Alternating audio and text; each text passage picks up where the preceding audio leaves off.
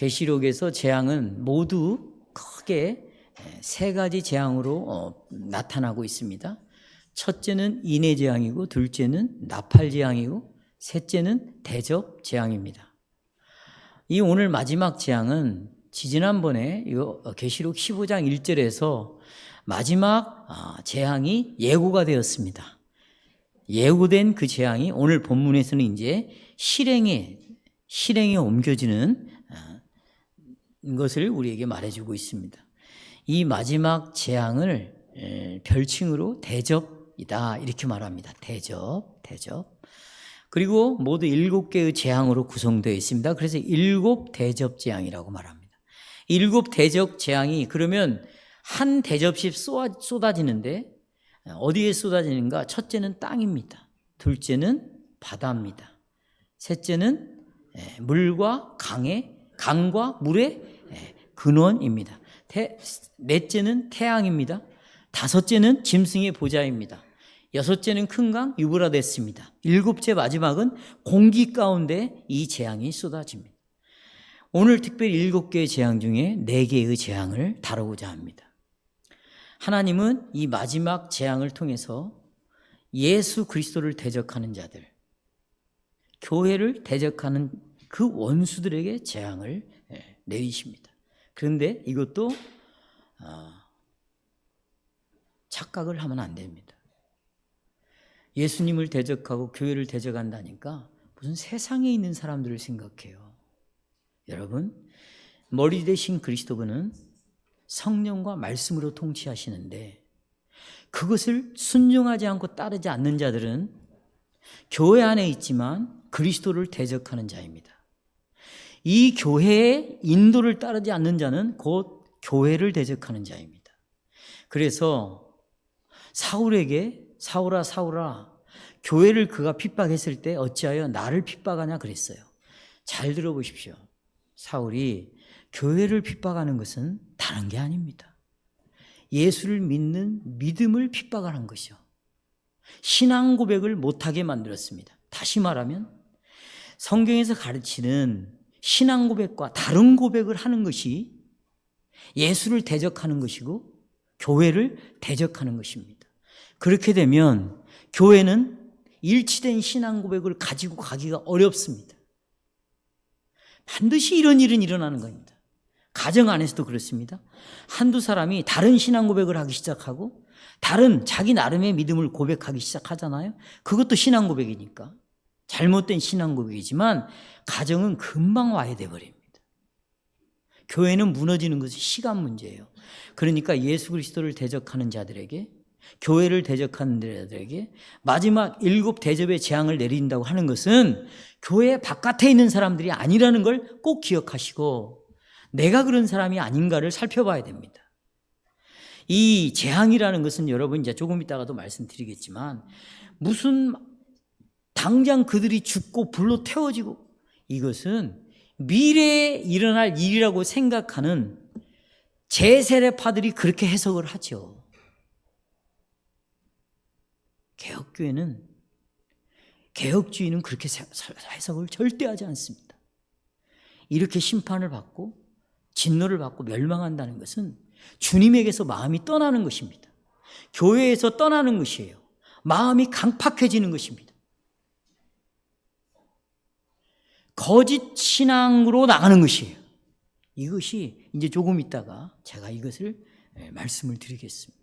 미리 이것을 좀 전제로 하고 설교를 들어야 무슨 뜻인지 이해할 수가 있겠죠? 그래서 본문에서 주님은 땅과 바다와 강과 물의 근원과 그리고 태양 위에 대접 재앙을 부으시죠. 땅은 제가 여러 차례 말씀을 드렸습니다. 땅은 이스라엘 유대인들을 상징하고 바다는 이방인들이고 강과 물의 근원은 성전을 상징합니다. 이걸 가지고 계속 설교를 따라와야 돼요. 그러니까 기억해야 돼요. 그리고 마지막 태양은 해, 달, 별처럼 통치자들을 말합니다. 특별히 이 대접 재앙은 나팔 재앙과 비교해 볼 때 거의 똑같습니다. 반복된다고 보시면 돼요. 하나님은 배도한 언약을 맺은 백성들에게 이미 나팔을 통하여 경고했어요. 그러나 끝내 그 언약 백성들이 회개하지 않았기 때문에 대접 재앙을 마지막으로 내리는 겁니다. 만약에 그들이 회개하고 돌아왔다면 더 이상 하나님은 심판을 내리지 않을 것입니다. 자, 그럼 뭘 회개하지 않았는가? 저는 지지난주에 2, 3주 전에 이 참교회가 예수님에 대한 신앙을 끝까지 지켰다고 말씀을 드렸습니다. 그리고 하나님의 계명을 끝까지 보존했다. 반대로 말하면 예수의 신앙을 지키지 않았습니다. 계명을 끝까지 보존하지 않았습니다. 제가 오늘 4번째 계명, 설교 시간에 분명히 안식일에 대해서 얘기를 했는데 그 말을 듣지 않고 그냥 가버린 사람입니다.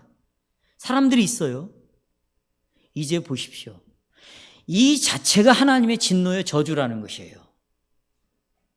여러분, 우리가 하나님의 저주 그러면 무당식으로 이해를 하는 거예요. 벌 내리는 것으로.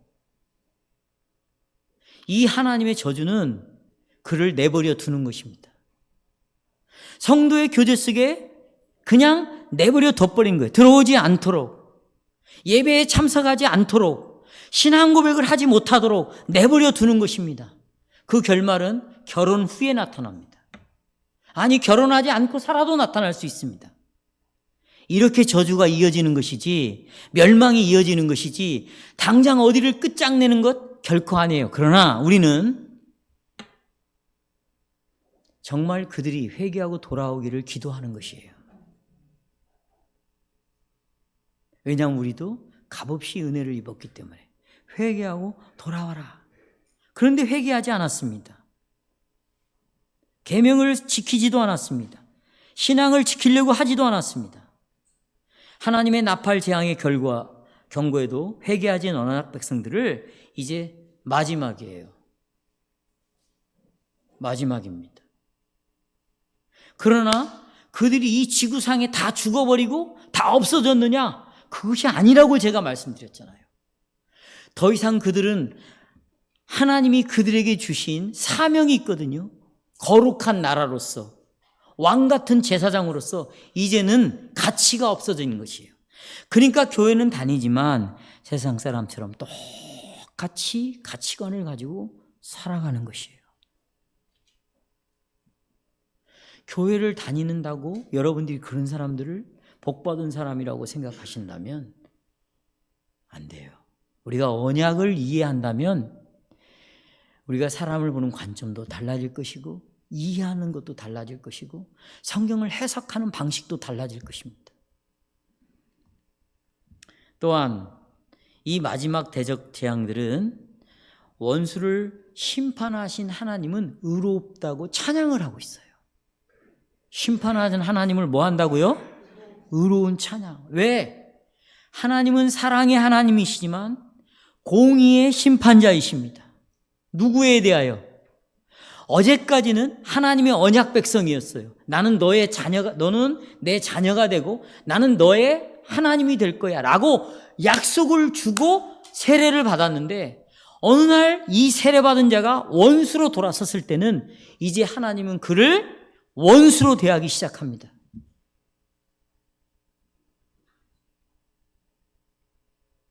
참으로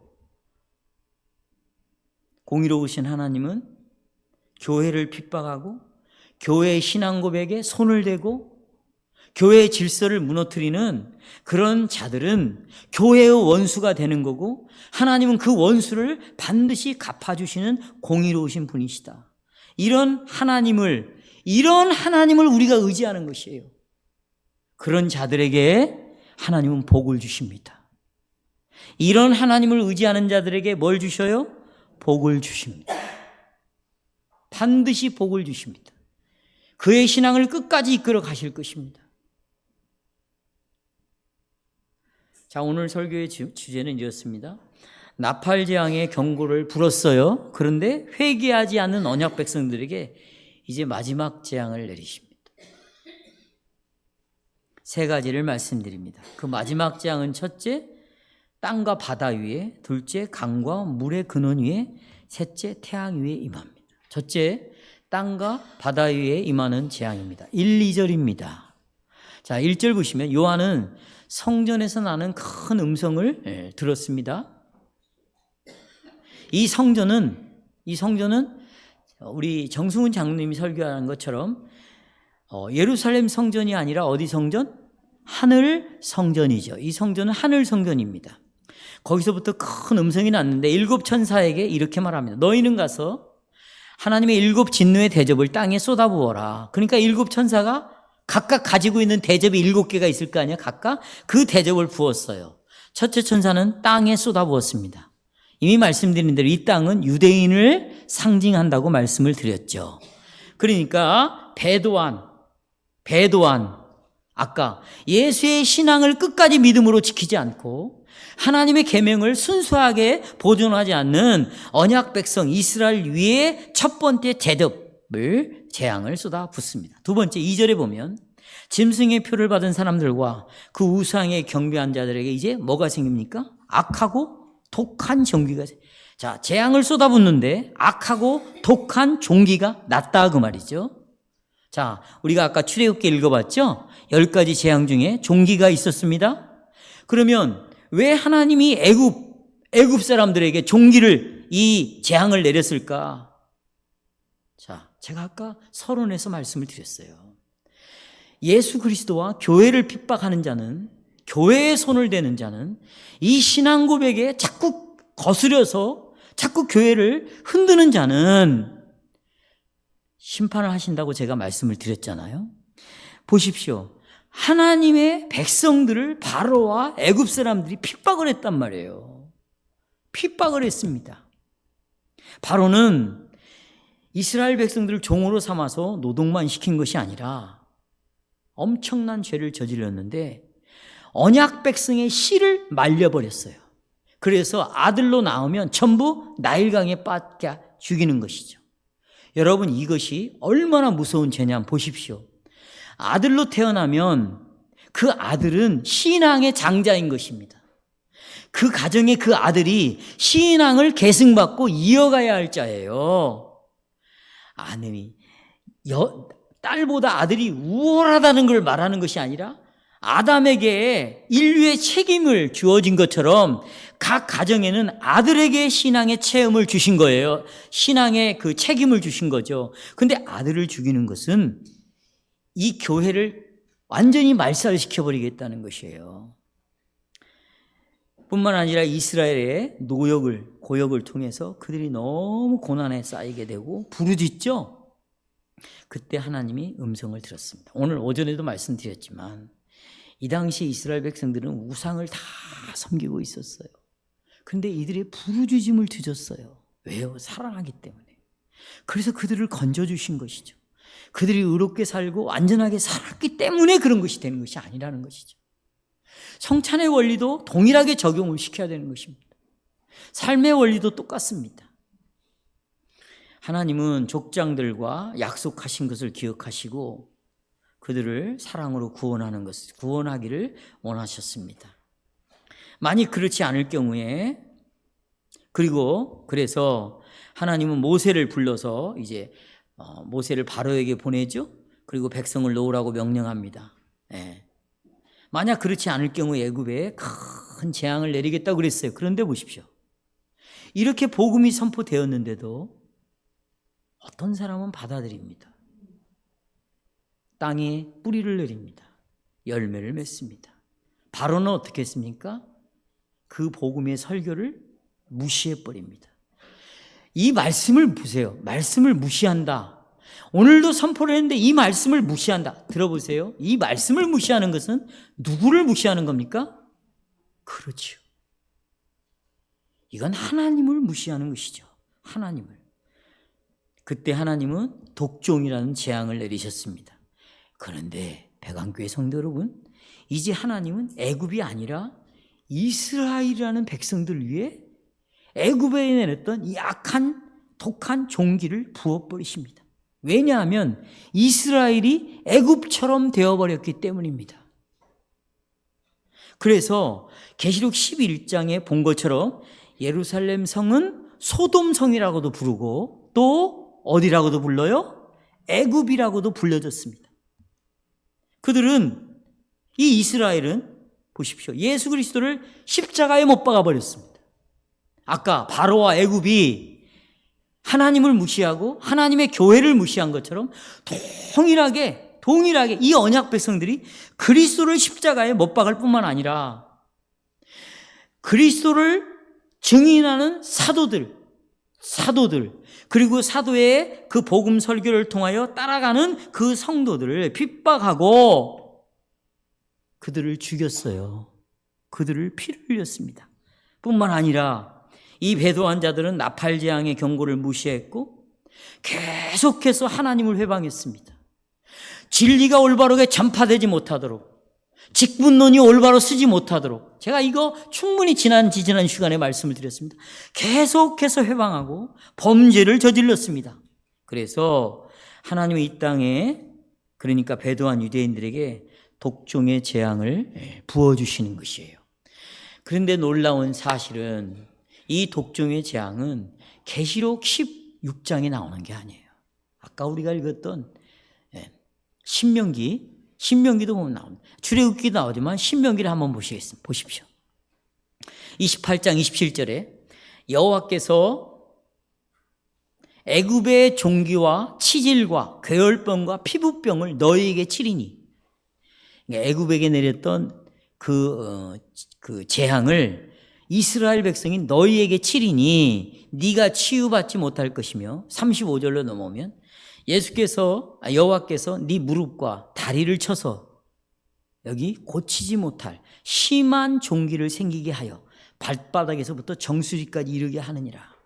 여기 주목해야 할 것은 앞에서 나오는 27절에 애굽의 종기이고 이 35절에 나오는 또 다른 종기가 나오는데 고침받지 못할 심한 종기입니다. 사도 시대 초대교회 때 배도한 유대인들은 애굽과 같이 되었습니다. 그래서 누구의 원수가 되었습니까? 하나님의 원수가 되었습니다. 그래서 이제는 하나님은 자기 백성을 백성으로 보지 않고 하나님의 원수로 보셨습니다. 그래서 하나님은 애굽 사람들을 이 악한 종기로 치시는 것처럼 이제 이스라엘 백성들을 고침받지 못할 종기로 치십니다. 이것은 영원한 죽음, 멸망을 의미하는 것입니다. 그러니까 아까 말씀드렸지만 보세요. 영원한 죽음, 멸망이라는 건 어디 지옥 간다, 지금 그런 말을 말하는 게 아니에요. 네.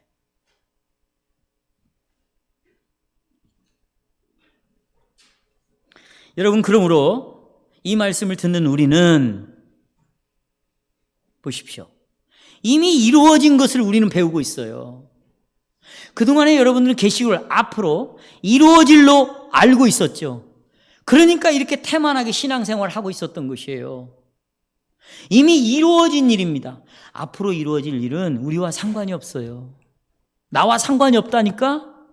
앞으로 이루어질 일이니까. 근데 이미 과거에 이루어진 일을 우리가 보고 있다면 이 일은 지금 나에게도 우리 가정에도 이루어질 수 있다고 기억하셔야 돼요. 그러니까 완전히 신앙의 태도와 입장이 달라지는 거예요. 그러니 우리는 하나님을 두려워하면서 우리의 마음을 강팍하게 하지 말아야 하죠. 하나님의 언약을 깨뜨리고 하나님의 진노의 손에 빠져들어가는 것이 얼마나 무서운 것인지 이 말씀을 통하여 기억하면서 우리는 오늘 성찬 때 예수님에 대한 참된 지식과 이분이 우리에게 약속하신 것이 진짜 참이구나 라는 것을 확실하게 확신하는, 다시 말하면 예수에 대한 신앙을 순수하게 끝까지 지켜야 되고, 그리고 구원의 조건으로 주신 것이 아니고 사랑해서 구원받은 자들에게 사랑으로 주신 이 계명을 나도 마음을 다하고 뜻을 다하고 힘을 다하여 주 너의 하나님을 사랑하는 것이 첫 번째 계명이라고 여기고 정말 순수하되 이 계명을 지켜가는 것을 충실하게 우리가 해야 되는 것이죠. 또 예수의 신앙과 하나님의 계명을 보존하면서 당하는 여러분 어려움이 있어요. 환난이 있어요. 고통이 있습니다. 그걸 끝까지 인내하고 참고 우리가 나가야죠. 조금 가다가 힘들다고 신앙을 버려버리고 계명을 버려버리고 이 개혁교회의 상을 버려버리고 우리가 살아간다면 안 되겠죠. 이제 두 번째 천사의 대접이 나오는데 이게 바다에 쏟아지는데요. 바다.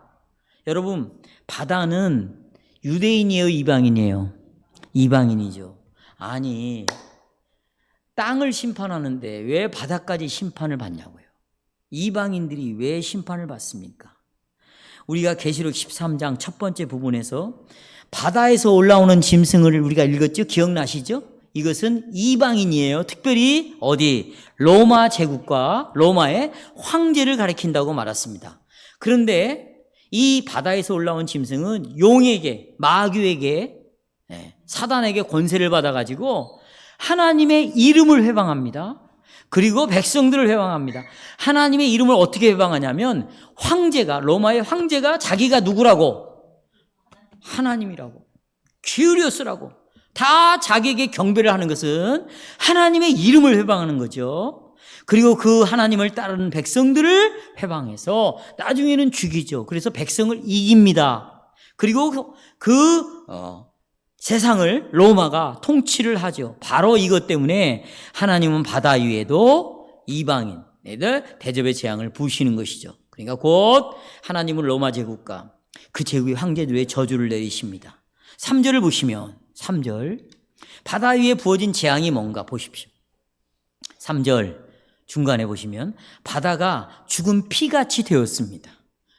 바다가 피같이 되었으니까 결과로 모든 생물이 다 죽었어요. 아니 실제로 이런 일이 일어나는 게 아니라 상징이죠. 이 구절에서 여러분은 하나님께서 애굽에 내린 피 재앙을 기억하실 것입니다. 하나님은 모세를 보내어가지고 애굽에 재앙을 내리는데 나일강 있죠? 나일강을 피강으로 다 만들어버려요. 그러니까 그 안에 사는 모든 생물이 죽죠. 그리고 그 물에서 악취가 났습니다. 그것이 출애굽기 7장에 나오죠. 그때 애굽이 왜 피 재앙을 받았는가? 이걸 알아야죠. 바로와 애굽 사람들이 하나님의 언약 백성들을 회방했습니다. 핍박했기 때문이에요. 하나님이 경고의 말씀을 했는데도 그걸 무시했어요. 그러니까 하나님을 회방하고 교회를 핍박하고 하나님의 말씀을 무시했어요. 그랬더니 이런 진노를 내리는 것입니다. 마찬가지로 하나님의 바다에서 올라온 짐승을 향하여 경고의 나팔을 불었습니다. 그 경고를 받고도 로마 제국과 로마의 황제는 하나님을 두려워하지 않고 오히려 보세요. 사탄의 편에 섰습니다.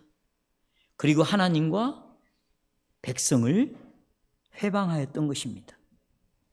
형제자매 여러분, 회개하지 않고 끝까지 완고하게 하나님을 저항하는 그 대적들에 대한 하나님의 반응은 뭔가?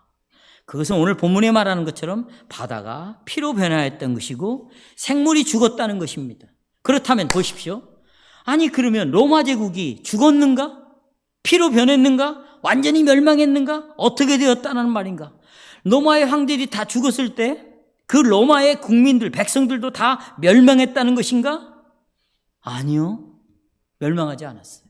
계속 이어졌어요. 보십시오. 오순절 이후부터 AD 70년까지 AD 70년에 예루살렘이 멸망하기까지 계속해서 로마의 황제가 교체가 되는 거죠. 예. 예를 들어서 처음에 황제는 아구스토스입니다. 아구스토. 이 사람이 처음으로 황제라는 칭호를 받았습니다. 엄청난 인물입니다. 그 다음에 카리쿨라, 쿨라우디우스, 그 다음에 네로. 네 사람이 황제의 시대를 거칩니다. 그 다음에 갈바, 오토, 비텔리우스, 베스파시안, 이런 사람들, 티토스, 이런 사람들이 계속 이어요. 황제들은 죽었지만 노만 사람들이 다 죽은 게 아니에요. 바다가 피바다가 되었다. 상징적으로 말하는 겁니다. 다 죽은 것이 아닙니다. 그래서 바다가 피로 변했고 그 속에 있는 모든 생물이 죽었다는 것을 문자적으로 해석하지 말고 상징적으로 봐야 된다. 여러분 계시록 6장, 요엘서 2장 31절에 기록되어 있죠?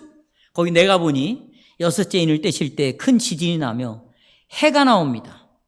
해가 검게 되었어요. 달이 나옵니다. 피같이 되었어요. 요엘서에 보면 해가 어두워졌어요. 달이 뭐같이 되었어요? 피같이 되었어요. 더 많은 구절이 있는데 보면 여러분 달이 변하여 피같이 되었다고 그러잖아요. 그렇죠? 무엇을 의미할까요? 이미 설명드렸어요. 달, 별 이것은 통치자들을 상징하죠.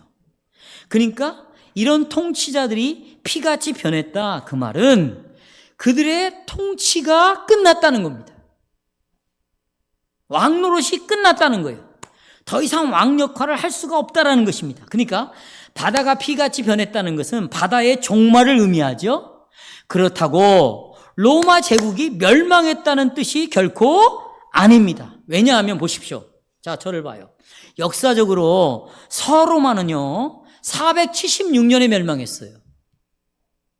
동로마는요 1452년에 오스만 투르크족에 의해서 멸망했습니다. 그러니까 황제가 무너졌어도 이 로마라는 나라는 계속해서 유지가 됐어요. 1400년까지 유지가 됐습니다.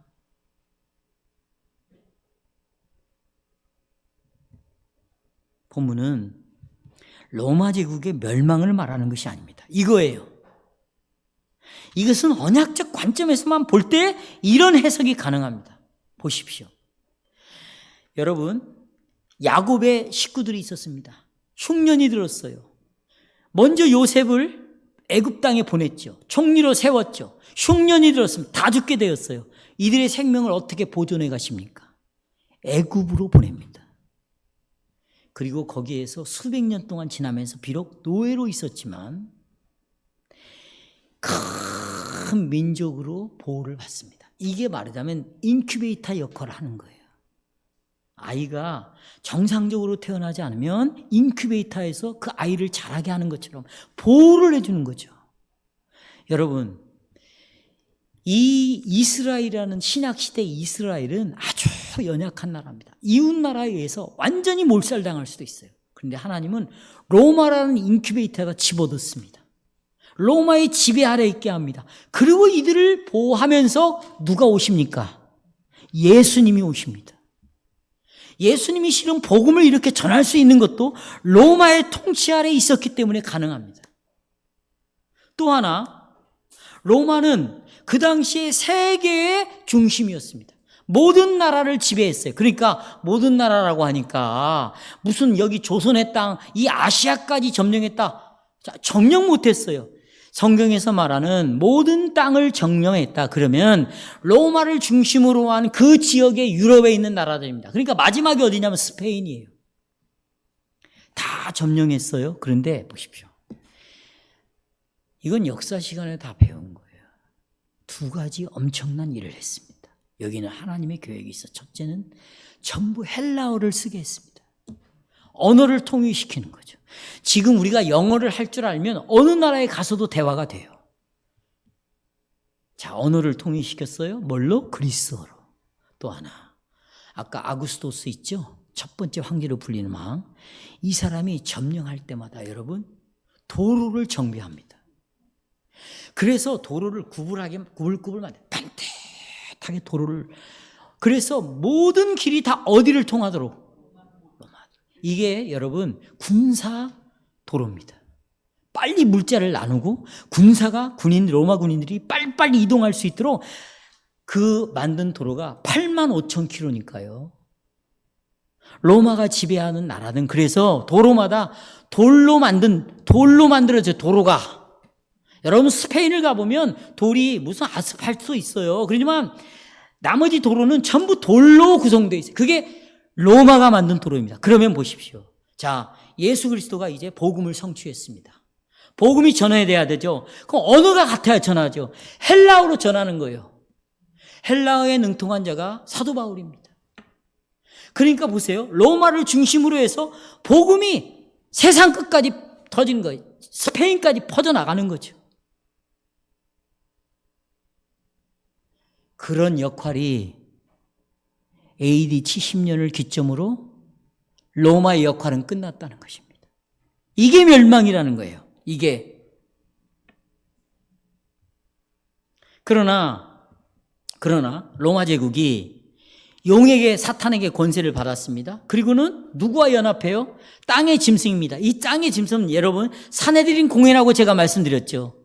교회의 지도자들과 연합해가지고 예수를 죽이고 백성을 핍박하는 그 자리로 같이 힘을 뭉쳤을 때 하나님은 로마를 버리기로 작정을 하십니다.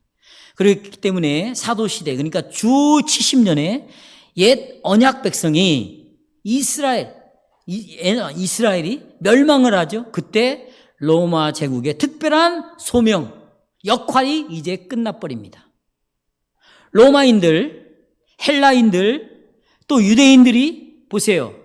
민족적으로나 문화적으로 망한 게 아니에요.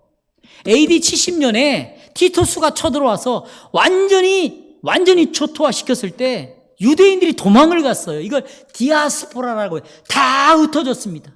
그래서 유대민족은 계속해서 민족적으로 문화적으로 이어간 거예요. 그들이 이 지구상에서 없어진 게 아니에요. 뭐가 없어졌느냐? 그들이 제사장 나라로서, 뭐로서? 제사장 나라로서, 하나님의 택한 백성으로서 역할이 있었던 거죠. 해야 할 일이 있었던 거예요. 이것이 완전히 무의미하게 되어버렸다는 거죠. 여러분들이 세례를 받았어요. 언약 백성이 되었어요. 그런데 계속해서 그리스도의 복음을 무시하고 주님이 세우신 이 교회를 자꾸 허물어뜨리고 회방하는 일을 하잖아요. 보십시오. 그가 신자로서 언약 백성으로서 가지고 있는 사명은 끝나는 거예요. 소명은 끝나는 것입니다. 아무런 가치가 없는 존재가 되어버린 거예요. 그걸 버림받았다고 말하는 거예요.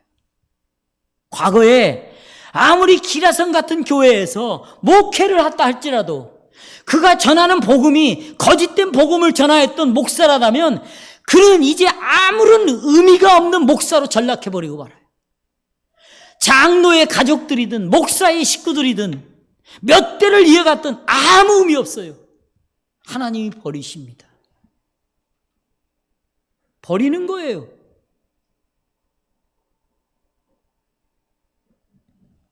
이것이 여러분 바다가 피로 변했다는 의미예요.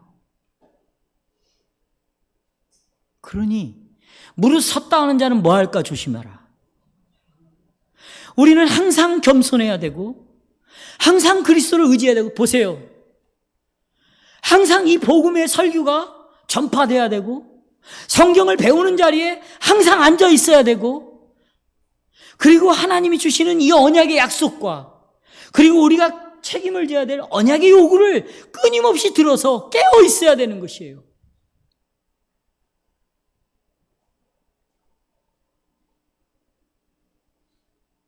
제가 오늘도 오전에 말씀드렸죠. 성경 읽습니까? 기도문 따라 기도하십니까? 못해요, 우리는. 너무 바빠요. 먹고 사는 일에 너무 바쁘고. 그렇죠? 세상을 간섭하는 일에 너무 분주해요. 그러니까 일곱째 날이라도 구별을 시켜놓고 와서 집중해서 성경을 읽고 성경 말씀을 듣고 마음을 다하여 다시 한번 하나님을 섬기기로 결정하는 거예요. 저는 개인적으로 공휴일을 잘 몰라요. 진짜 모릅니다. 뭐 1일이 빨간 날, 3일이 빨간 날이었잖아요. 언제 빨간 날을 잘 몰라요. 저의 삶은 주일을 기점으로 시작합니다. 저는 그러니까 주일이 시작되면 한 주로 보는 거예요. 그리고 토요일이 되면 한 주를 마감하는 겁니다. 여러분, 이렇게 인생을 살아가도록 이런 일주일의 주기로 만든 것은 신자들 외에는 이런 가치관을 가질 수가 없어요. 1년도 의미가 없어요. 한 달도 의미 없어요. 우리는 주일부터 시작해서 주일로 시작하는 것이에요. 왜 그럴까요? 그것은 주일을 통하여, 안식일을 통하여 하나님의 언약의 말씀을 기억하는 것입니다. 그래서 우리 중심에는 안식일이 있는 거예요. 안식일이. 이것을 빼버리면 그의 인생은 아무런 가치가 없어요. 이제 보십시오. 나가서 어떻게 살까요? 버림받은 로마 사람들처럼, 유대인들처럼 살아가는 거예요. 이걸 버림받았다고 말하는 것입니다. 그러니 여러분, 주위에 이런 사람이 있으면 계속해서 주일과 연결시켜주고, 주일과 연결시킨다는 것은 이 세상을 창조하시고 생사를 주관하시고 죽음과 생명을 판단하시고 심판하시는 그 하나님 앞에 서게 해줘야 된다는 거예요. 이것이 우리의 신앙관입니다. 두 번째, 강과 물의 근원 위에 부어진 신앙의 재앙이죠. 4절부터 쭉 보시면 내용이 나요. 4절 보시면 이제 세 번째 천사가 대접을 부었습니다. 어디에? 강과 물의 근원 위에. 그랬더니 똑같아요. 또 피로 변했어요. 이게 뭘 의미합니까? 아까 땅은 유대인이죠. 바다는 이방인이죠. 강과 물의 근원은 이것도 상징적이에요. 이게 뭐냐? 성전이에요. 따라하세요. 성전.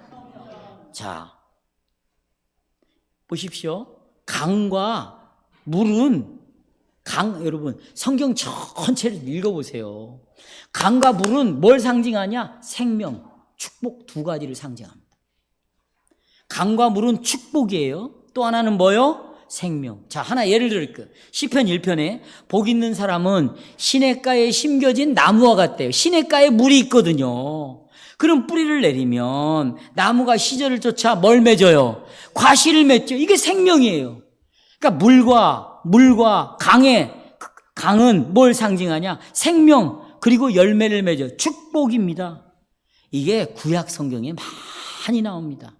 그러면 여러분, 하나님 백성들이 주어진, 보십시오, 이 생명과 축복은, 다시 말하면 강과 물의 근원은 어디로부터 오는 것입니까?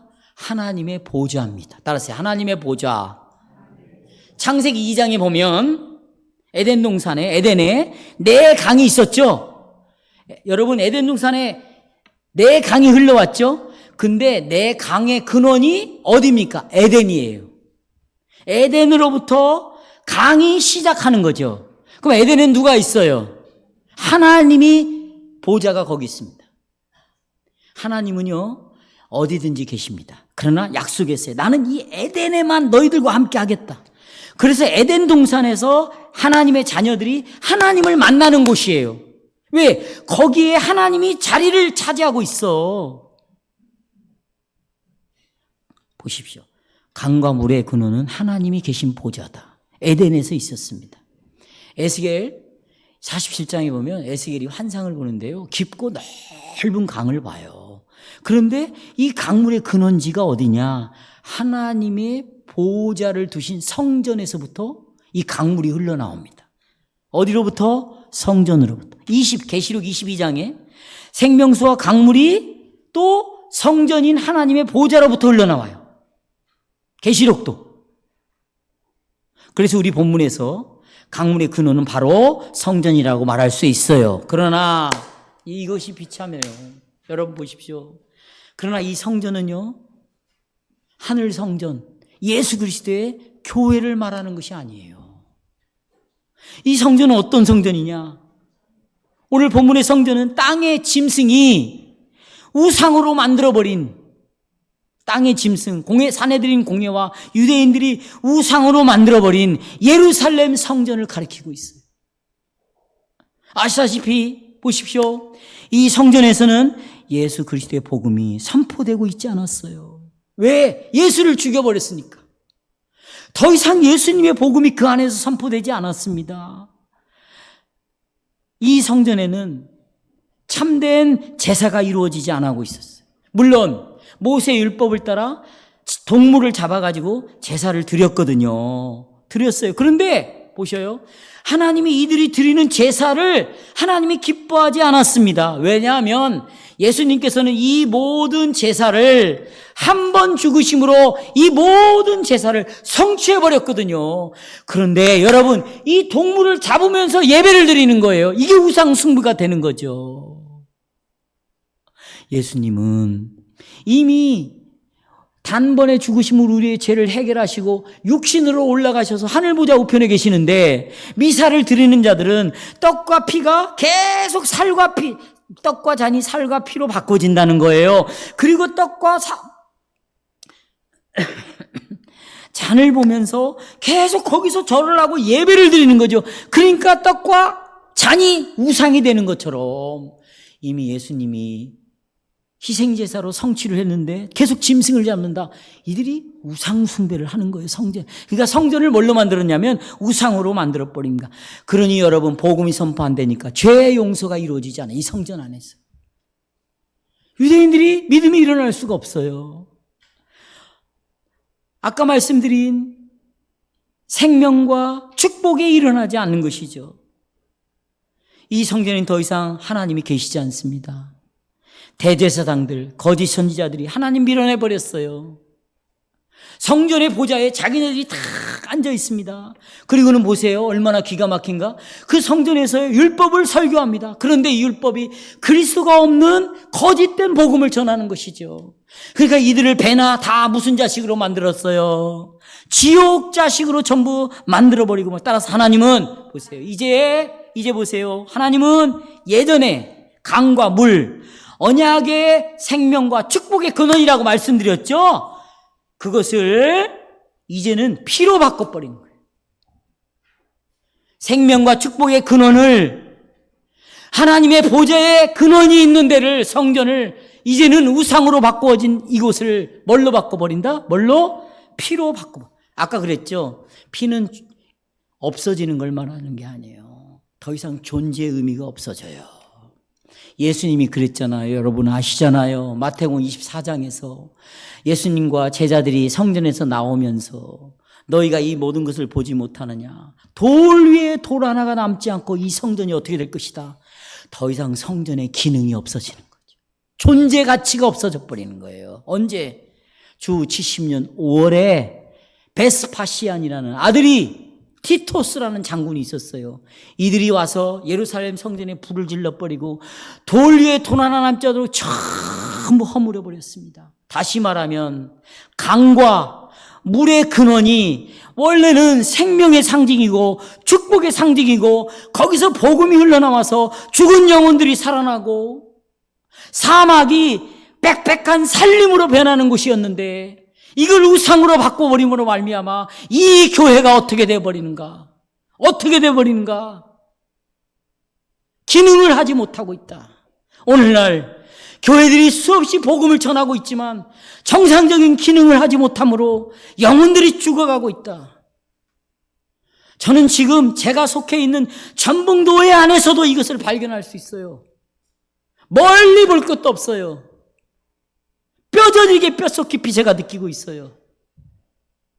여러분, 이 교회도 그럴 수 있어요.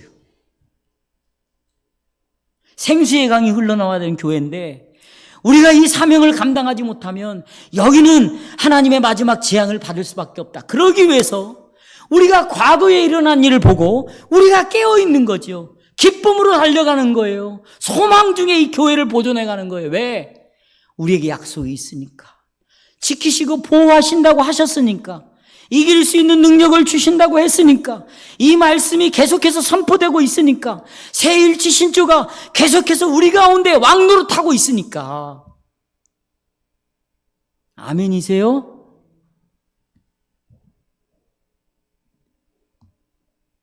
바로 그렇게 심판하신 하나님을 5, 6절에 보면, 여기 보세요. 5절.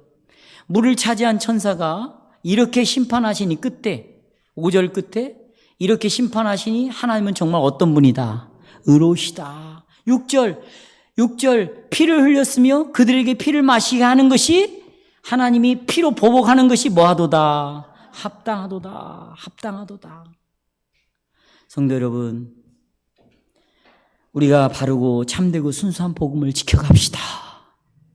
예. 그리고 여러분, 우리 자식들에게, 우리 자식의 손주들에게,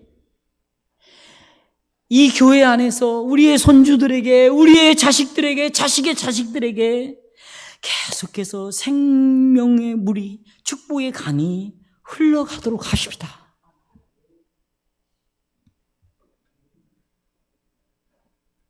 이제 마지막에 해 위에 부어진 재앙입니다. 8절 9절이죠. 여러분 거기 핸드아웃에 보시면 계시록 6장 12, 13절 나오죠? 거기 보면 해, 달, 별은 전부 통치자들을 말하는데 이 해, 달, 별이 빛을 잃은 것뿐이었어요. 빛을 잃었다니까요. 그런데 오늘 마지막 대접장에 나오는 이 해는 다른 해예요. 다른 해. 보십시오. 여러분, 이번에 해는 불이 나와가지고 불로 사람을 태워버리는 거야. 전에는 빛만 잃었거든요. 근데 이제는 이 해가 뭘 바래? 불을 토해버려가지고 다 태워. 자, 설명해 드리겠습니다. 보십시오.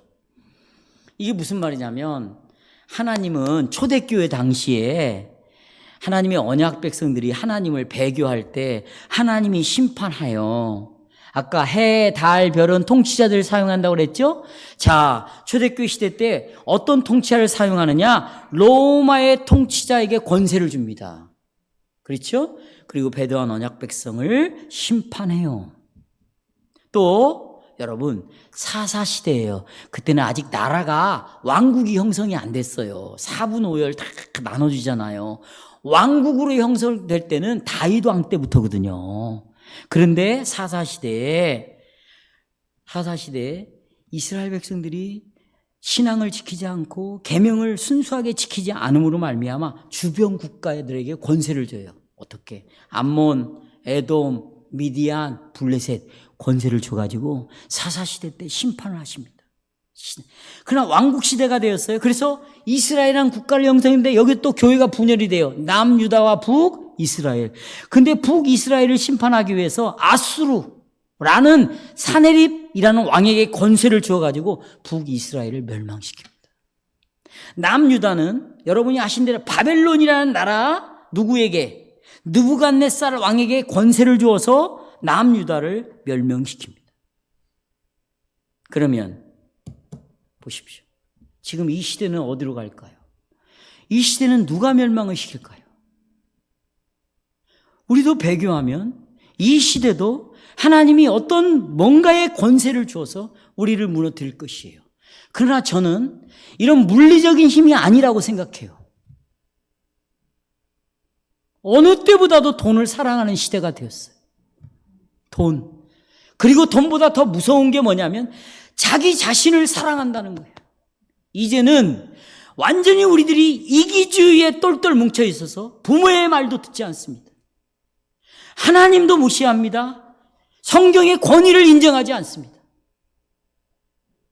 저는 이 동성애가 교회에 주신 진노라고 심판이라고 생각합니다. 여러분, 왜 이렇게 동성애가 지금 마지막 대법원 판결을 기다리고 있습니까? 이미 대법원에서 판결을 내렸습니다. 동성애끼리, 여자끼리, 남자끼리 자녀를 입양해 왔어요. 그리고 남자들이 부모가 된 거예요. 여기에 따르는 법적 보호를 받게 해달라고 했더니 대법원에서 뭐예요 그거? 건강보험? 네. 그것을 허락해 줬어요. 그러니까 동성애를 인정해 준 거예요. 이건 이미 포문이 열렸습니다. 이것이 교회에 내린 심판이다. 왜요? 보세요. 지금요 20 며칠 날 서울에 모든 교단이 다 올라가기로 했습니다. 나는 이 짓이 우스운 거예요. 들어보세요. 내가 왜 이 짓이라고 하는가. 각 교회마다요 민주당에 소속된 국회의원들이, 교회를 다닌 사람들이 많습니다. 그런데 그들이 단 한 사람도 동성애에 대해서 반대하지 않은 목소리를 내는 사람 국회의원이 아무도 없어요. 이들이 거짓 신자인 거죠. 왜 그럴까요? 성공해야 되니까. 다음에 국회의원이 또 돼야 되니까. 만약에 여기서 옳은 소리를 하면 표를 받을 수 없으니까. 국민의힘도 마찬가지입니다. 그러면 각 교회에서 올바른 복음을 선포해서 이들이 참 믿음을 가지고 그들의 교리와 생활에 준한 생활을 한다면 법을 세우는, 입법을 세우는, 법을 세우는 국회의원들 속에 이들이 동성애를 반대했을 것이에요. 반대하는 사람이 아무도 없습니다. 이것은 한국교회가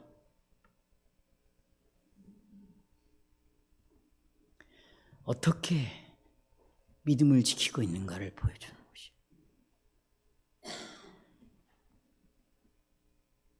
그러나 말씀을 맺겠습니다. 성도 여러분, 이렇게 자 보십시오.